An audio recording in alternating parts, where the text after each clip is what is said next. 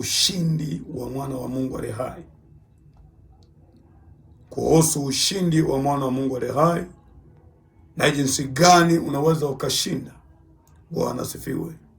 Hauwezi ukashinda pasipo kupigana.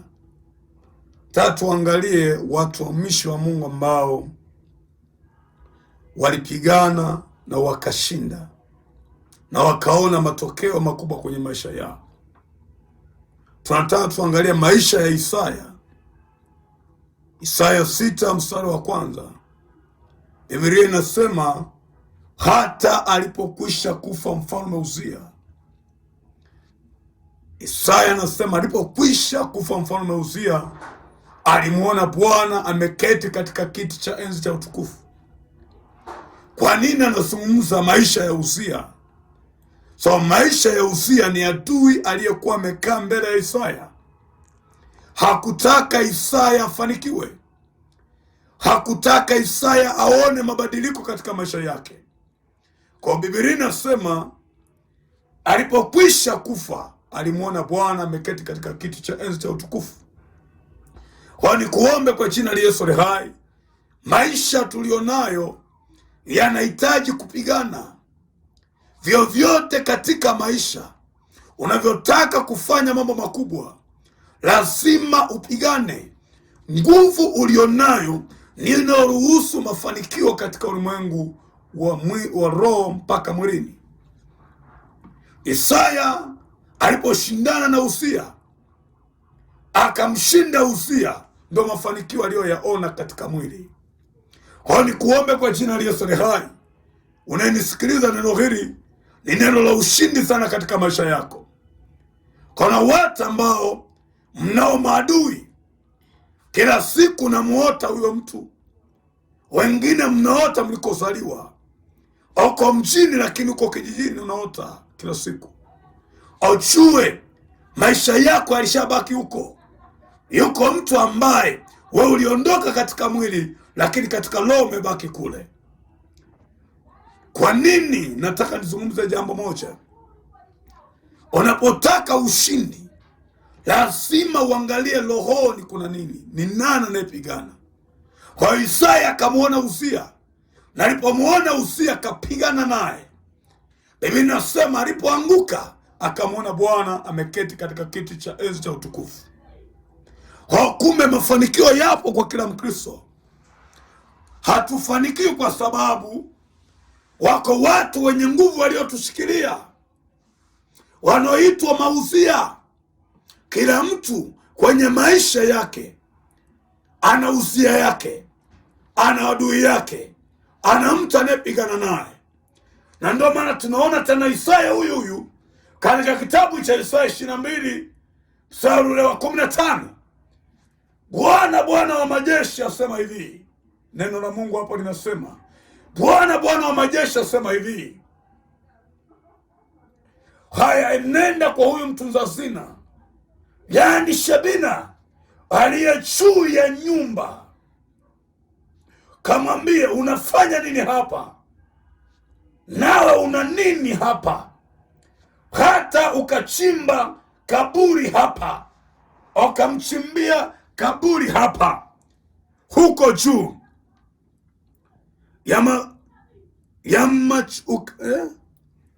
unafanyaje hapa?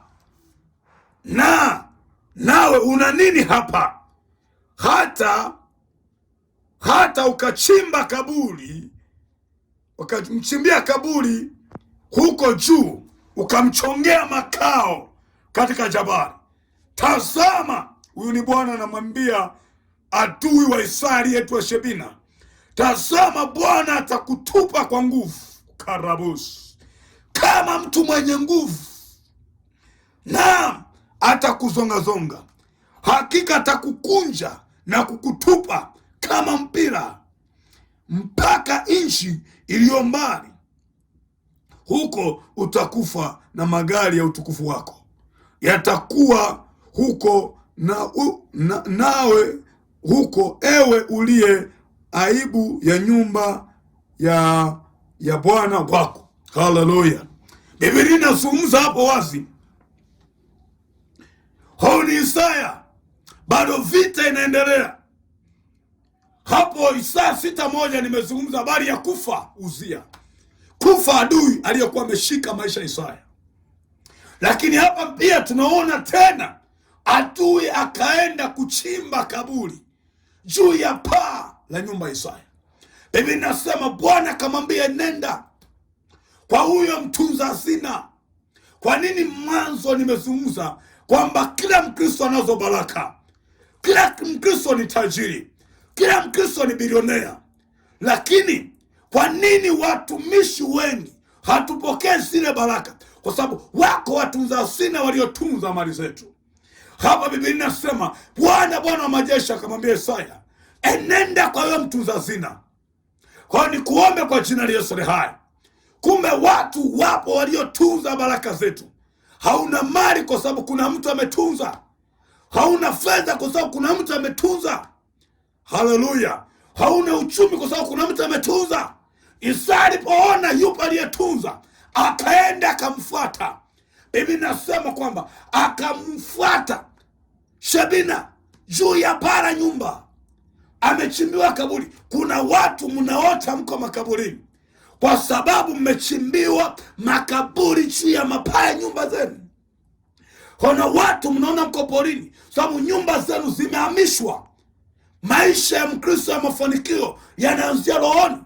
Na ndio maana nimesema lazima mpige aliyesimama kwenye maisha yako. Haleluya. Kwa hiyo haya mambo mawili, kumdondosha Uzia na kuangalia ni nani ambaye ametengeneza madhara kwenye maisha yako. Kwa kila mtu ni tajiri, kila mtu ni bilionea, lakini lazima jue ni nani aliyeshika. Haleluya. Ni nani anayemiliki hivyo vitu? Ni nani aliyekamata? Kwa Isaya akamjua aliyekamata. Akamjua Shebina. Akamjua nani? Akamjua Uzia. Biblia inasema alipomjua akaingia kuomba. Alipoomba Isaya, majibu yakatokea, uzirisho ukatokea, mafanikio yakatokea. Tunaona hapo tena Isaya amezungumza kwenye neno la Bwana aliye hai. Isaya 47:9. Bwana amezungumza habari ya yule mwanamke aliyekuwa ameshika maisha ya mtumishi wa Mungu. Akaandika, Isaya anasema, lakini mambo haya yatakupata kwa ghafla. Isaya alipozidisha maombi akapewa mamlaka. Akamwambia yule mwanamke kwamba ijapokuwa ucheo wako ni mwingi, lakini utakufa kwa ghafla. Utafiwa na watoto wako ghafla, hata kama ucheo wako ulifichama. Ni kuomba kwa jina la Yesu hai. Unayenisikiliza mafundisho haya, wewe uliokoka muda mrefu na uoni mabadiliko, na uoni mafanikio, na uoni kumiliki, baraka ziko chini ya miguu yako. Baraka ziko chini ya miguu yako. Ujue haumiliki kwa sababu kuna mtu ambaye amesimama. Ujue hauinuki sababu kuna mtu ambaye amekandamiza. Hodi kuombe kwa jina la Yesu hai. Maisha yako ndugu mtazamaji, unayenifuatilia na kunisikiliza, yanawezekana kubadilika. Yanawezekana kumiliki. Yanawezekana kumiliki. Familia haijaendesha gari. Familia haijajenga nyumba nzuri. Inawezekana wewe kuendesha gari. Kwa ni kuombe kwa jina la Yesu hai. Wewe ni mtu mkubwa. Wewe ni tajiri. Wewe ni bilionea. Wewe unazo mali. Wewe ni mtu mkubwa kwenye familia yenu. Wewe ndo unatakiwa kuwa na jina kubwa kuliko wanaabudu mizimu, kuliko wanaabudu miungu mingine. Lakini lazima ufike mahali kumfuata yule anayepigana na maisha yako. Maisha yako yanawezekana kuinuka. Maisha yako yanawezekana kumiliki. Ni kuombe kwa jina la Yesu hai. Mimi kama mimi mchungaji Jacobo, ninaamini ushindi upo katika Bwana aliye hai. Kwa mafanikio ya Mkristo yapo kwenye maombi. Hauwezi ukafanikiwa pasipokuwa na nguvu ya kumzidi yule aliyeshika. Kwa hauwezi ukatoboa. Hauwezi ukawa na biashara ikaleta matunda makubwa ukiwa katikati ya wafanyabiashara wachawi alafu wewe hauna nguvu. Lazima uwe na nguvu, uwazime wote ndio wewe utoboe. Ninapoeleza mauzia kwenye biashara, mauzia kwenye ndoa, na ndio maana kuna wadada, kuna wanawake ndoa zenu zimekinyang'anywa na mauzia. Mume wako haeleweki ndani, anakuacha anaenda kulala nje ya ndoa kwa sababu kuna uzia ameshambeba katika ulimwengu wa roho. Huyo anaitwa ni uzia, huyo anaitwa ni Shebina. Umebadilishiwa. Kwa ni kuomba kwa jina la Yesu aliye hai, na Mungu wetu aliye hai akubariki sana kwa neno hili unayosikiliza.